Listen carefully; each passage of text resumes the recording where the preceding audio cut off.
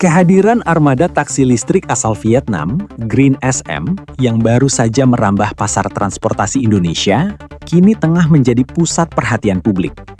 Bukannya apresiasi atas teknologi ramah lingkungan yang dibawa, perusahaan ini justru menuai kritik tajam menyusul sejumlah insiden kecelakaan yang melibatkan unit kendaraan mereka di berbagai ruas jalan.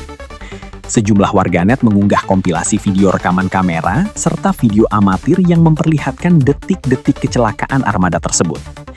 Dalam video-video yang viral, terlihat unit taksi listrik ini terlibat dalam berbagai jenis insiden, mulai dari tabrakan, menyerempet kendaraan lain, hingga kehilangan kendali.